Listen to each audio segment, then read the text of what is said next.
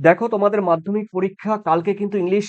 আর English পরীক্ষার ক্ষেত্রে আমি বিশেষ করে তোমাদের দেখো 2026 সালে কালকে যারা পরীক্ষা দিতে চলছো সেখানে কিন্তু ইংরেজি অর্থাৎ ইংলিশের তোমাদের সাজেশন রয়েছে লেটার রাইটিং। এই লেটার রাইটিং থেকে তোমাদের দেখো, আশা করি এখান থেকে যেই লেটার রাইটিং তোমাদের কাছে উপস্থাপন করতে চলেছি এগুলো থেকে আশা করি কালকে পেয়ে যাবে। দেখো, মাধ্যমিক 2026 ইংরেজি সাজেশন, দেখো লেটার রাইটিং। আর এই লেটার রাইটিং এর মধ্যে রয়েছে পার্সোনাল লেটার।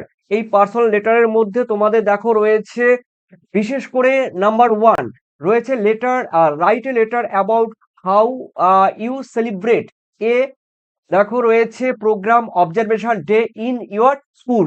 অর্থাৎ তোমাদের দেখো স্কুলে কোনো অনুষ্ঠান বা অনুষ্ঠান উপলক্ষে বা কোনো দিবস উপলক্ষে তা কিভাবে উদযাপন করা যায় সেই সব সম্পর্কে একটি চিঠি লিখতে হবে।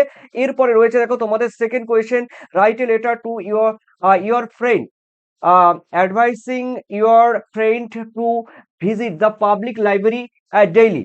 দেখো, এখানে বলেছে তোমার বন্ধুকে প্রতিদিন পাবলিক লাইব্রেরিতে আসার জন্য পরামর্শ দিয়ে তাকে একটি চিঠি লিখতে হবে।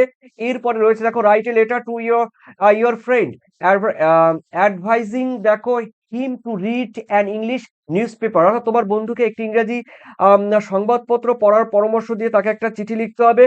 আর এরপরে রয়েছে দেখো তোমাদের fourth number question, write a letter to your friend describing a book you have recently read. অর্থাৎ তোমার বন্ধুকে একটি চিঠি লিখতে হবে তোমার সম্প্রতি পড়া একটি বইয়ের বর্ণনা দিয়ে তাকে একটি চিঠি লিখতে হবে।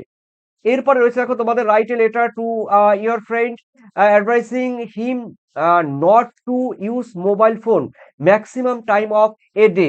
তোমার বন্ধুকে একটি চিঠি লিখবে যে দিনের সর্বোচ্চ সময় মোবাইল ফোন ব্যবহার না করার পরামর্শ দিয়ে একটি তাকে চিঠি লিখতে হবে। তো এগুলো ছিল তোমাদের একটি বিশেষ করে এই মানে পার্সোনাল লেটার রাইটিং এর ক্ষেত্রে।